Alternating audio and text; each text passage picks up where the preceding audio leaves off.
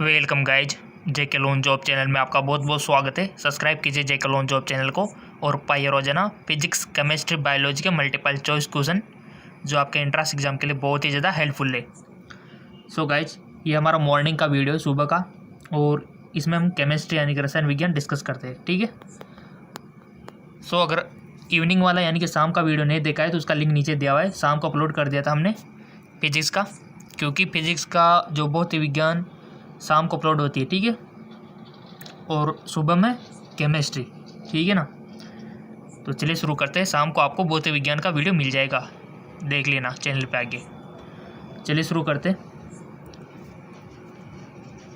1,2-डाइब्रोमो 1-फिनाइल ethane को acetophenone में बदलने के लिए अभिक्रमकों के उपयुक्त सेट की पहचान कीजिए। Identify the suitable set of present to covalent 1,2-डाइब्रोमो 1-फिनाइल इथिलीन इंटू एसिटोफिनोल। ऑप्शन आपके सामने हाजिर है।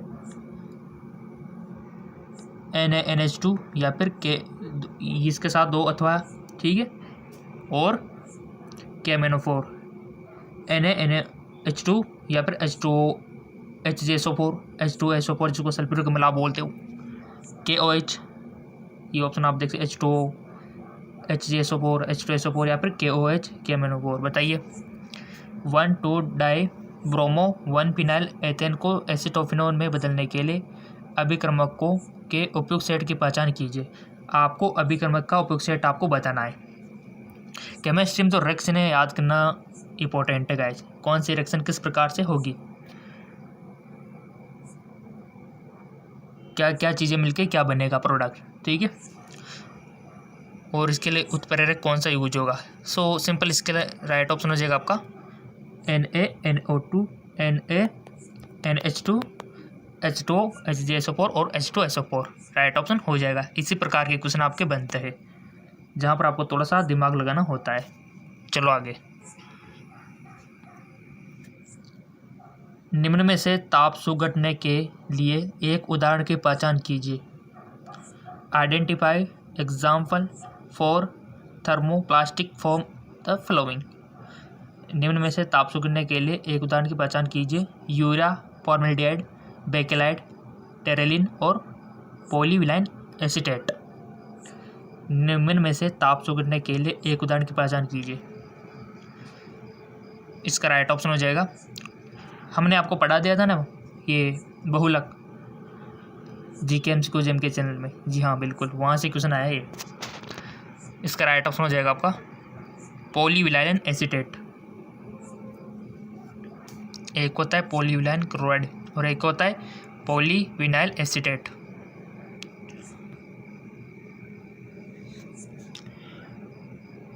निम्नतम द्विध्रुव आघूर्ण वाले यौगिकों को पहचानिए। Identify the compound with the largest dipole moment.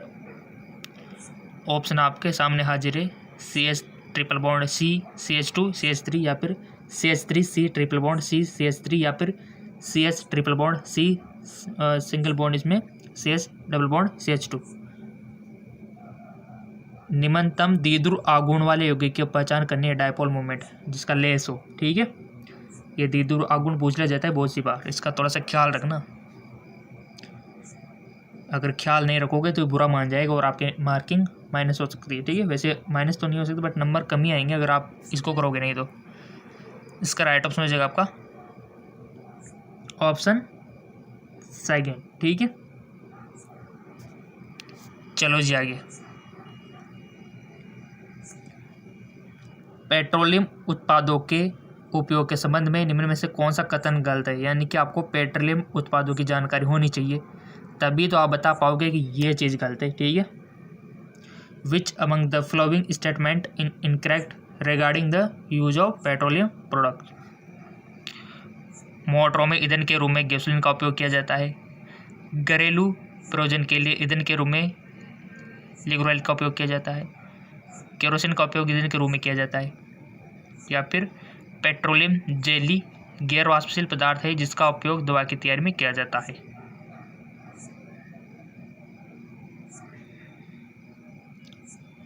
कौन सी बात गलत है उस पर टिक आपको लगाना है।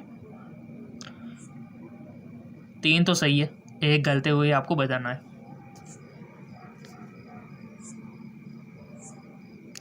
आई होप आपने टिक लगा दिया होगा। Let me check. इसका गलत आंसर है मोटरों में, यानी कि असत्य। मोटरों में ईंधन के रूप में गैसोलीन का उपयोग किया जाता है। मोटरों में ईंधन के रूप में गैसोलीन का प्रयोग किया जाता है। ऑप्शन पहला वाला इसका राइट ऑप्शन हो जाएगा। ठीक है, चलो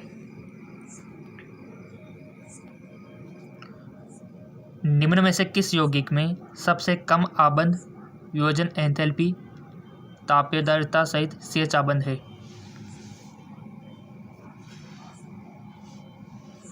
क्वेश्चन आपके 11th 12th से आएंगे, ज़्यादातर 12th के। ठीक है, और ये जो क्वेश्चन हमने बनाए ये भी 12th लेवल के 11th लेवल के ही है, और NCERT बुक से बनाना पड़ता है गाइस, बहुत दिमाग लगा के। सो इसका राइट ऑप्शन हो जाएगा। पहले क्वेश्चन देख लो। निम्न में से किस यौगिक में सबसे कम आबंद वियोजन एंथैल्पी तापीयदार्यता सहित CH आबंद है? 2 dimethyl propane, benzene, एनपेंटेन, toluene.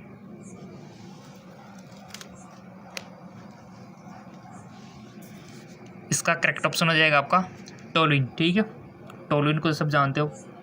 Toluene benzene का थोड़ा ध्यान रखना, बहुत सारे बेंजीन टोलुइन के एक ही समझ लेते हैं, बट अंतर है बहुत सारा इसमें। नेक्स्ट, निम्न में से कौन से संकुल पौधों या पशुओं की जैविक प्रणालियों में स्वाभाविक रूप से नहीं पाए जाते? Which among the following complex is not found naturally in the biological system of plant animal? Cyanocobalamin, या फिर सिस्प्लाटिन, या फिर हीमोग्लोबिन, या फिर कार्बोक्सीपेप्टिडेज। निम्न में से कौन से संकुल पौधों या पशुओं की जैविक प्रणालियों में स्वाभाविक रूप से नहीं पाए जाते? देखो, नहीं पाए जाते यानी कि आपको पता होना चाहिए कि क्या क्या पाया जाता है, तभी तो आप इसमें बता पाओगे कि हाँ ये नहीं होता। ठीक है, सो इसका राइट ऑप्शन हो जाएगा आपका सिस्प्लेटिन। ठीक है, ये नहीं पाया जाता। और यहाँ से आप क्या सीख रहे हो, यानी कि निम्न में से कौन से संकुल पौधों या पशुओं की जैविक प्रणालियों में स्वाभाविक रूप से क्या क्या पाया जाता है? साइनोकोबालिन भी पाया जाता है, हीमोग्लोबिन भी, और कार्बोक्सीपेप्टिडेज भी, ये नहीं पाया जाता। तो ये हमारा राइट ऑप्शन हो गया सिस्प्लेटिन। सीखा करो किसी क्वेश्चन से, ठीक है ना।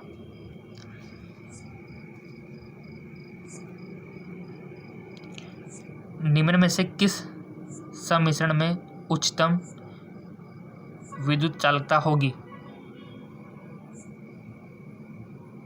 ऑप्शन आपके सामने हाजिर है।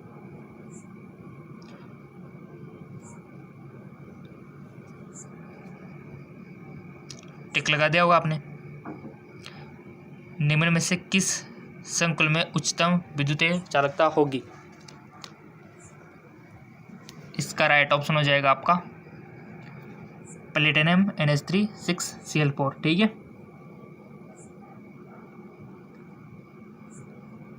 Option past. चलो जी आगे। निम्न में से कौन से एक विटामिन में धातु परमाणु उपस्थित होता है? Which of the following vitamin contain a metal atom? Riboflavin, vitamin A, vitamin C, vitamin B12। देखो, हमने आपको जो पढ़ाया था ना GK MCQs MK चैनल और RVHS MK चैनल पे, विटामिन से बता दो तो फिर किसमें धातु परमाणु उपस्थित होता है?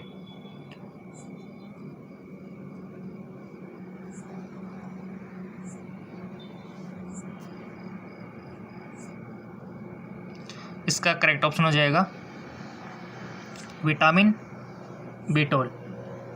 कौन सी धातु होती है ये भी पूछ ले जाए तो क्या बताओगे आप? भाई आपने बता दिया कि विटामिन में धातु परमाणु तो विटामिन B12 में होती है धातु, बट कौन सी होती है? कोबाल्ट। ठीक है, याद रखना। RVHS MK चैनल पे बताया था मैंने वीडियो में। ठीक है, जिन्होंने वीडियो देख लिया वो तो फायदे में है, और वीडियो सारे देखो, हमारे GK MCQ MK चैनल वालों को भी देखो, वहाँ से भी काफ़ी सारे क्वेश्चन बन रहे हैं। और क्वेश्चन तो देखो बहुत सारे आपको डायरेक्ट भी मिल जाएंगे, देखना। चलो आगे। विटामिन B12 हो गया इसमें, जिसमें धातु पाई जाती है। निम्न में से कौन सा वास्तविक विलयन का एक उदाहरण है? Which of the flowing example of drift solution? Pumice पत्थर, प्रोकम रब्बा, जिंक अमलगम या फिर जूता पॉलिसी। इसका करेक्ट ऑप्शन हो जाएगा आपका जिंक अमलगम, यसद सम्मिश्रण। चलो आगे। मिथाइल क्लोराइड में CCl आबंध की तुलना में क्लोरोबेंजीन का CCl आबंध होता है। CCl bond of chlorobenzene comparison of CCl bond methyl chloride. लंबा और मजबूत, लंबा और कमजोर, छोटा और मजबूत, छोटा और कमजोर।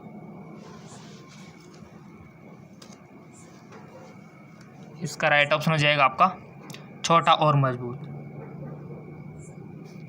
चलो आगे।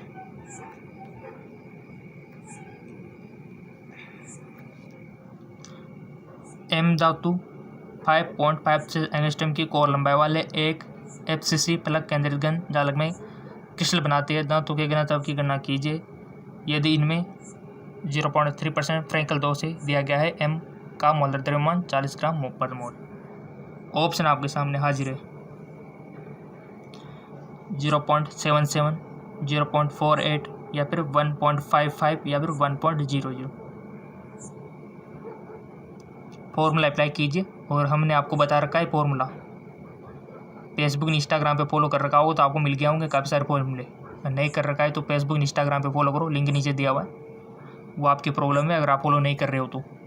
हम तो पूरी जानकारी आपको दे रहे हैं। GK MCQs के चैनल पर भी वीडियो रोजाना दे रहे हैं और ये जो JK लॉन्च जॉब चैनल है इस पर भी वीडियो सुबह में और शाम को दोनों टाइम पर प्रॉपर रेगुलरिटी दे रहे हैं, ठीक है।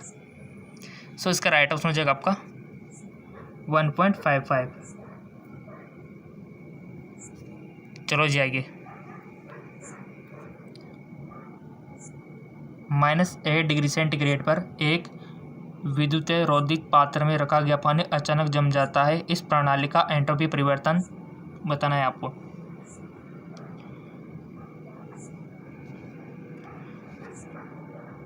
पूर्व अनुमानित नहीं किया जा सकता, बढ़ता है, शून्य हो जाता है, घटता है। इसका करेक्ट ऑप्शन हो जाएगा आपका शून्य हो जाता है, ठीक है। चलो जी आगे। एक कोलाइडी विलयन में परिलक्षित कणों का आमाप होता है 1000 नैनोमीटर या फिर 1 नैनोमीटर से कम, 1 नैनोमीटर और 100 नैनोमीटर के बीच या फिर 1 नैनोमीटर और 1000 नैनोमीटर के बीच।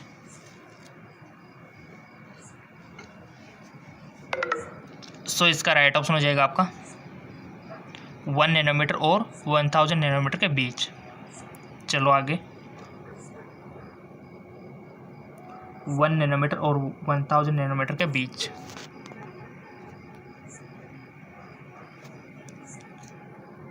कार्बनिक क्लोरो यौगिक जो पूर्ण विन्यासित प्रतिलोपन दर्शाता है। The organic chloro compound which show complete stereochemical inversion.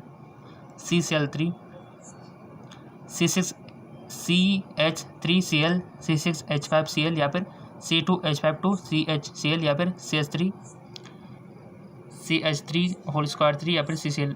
Simple सी बात है, प्रतिलोम दर्शाएगा कौन दर्शाएगा? CH3Cl ये दर्शाएगा और ये यहाँ पर दिया हुआ है।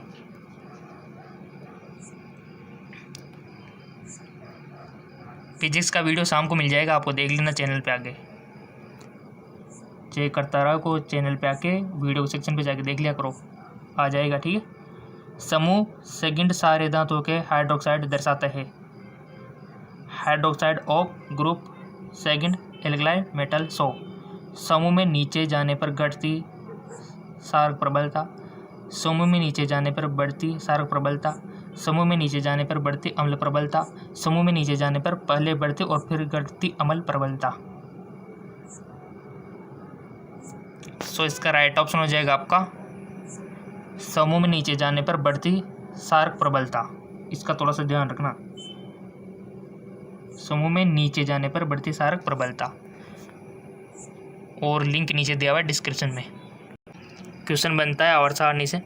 समूह सेकंड सारे धातुओं के हाइड्रोक्साइड दर्शाते। तो यहाँ पर इसका राइट ऑप्शन, समूह में नीचे जाने पर बढ़ती सारे प्रबलता।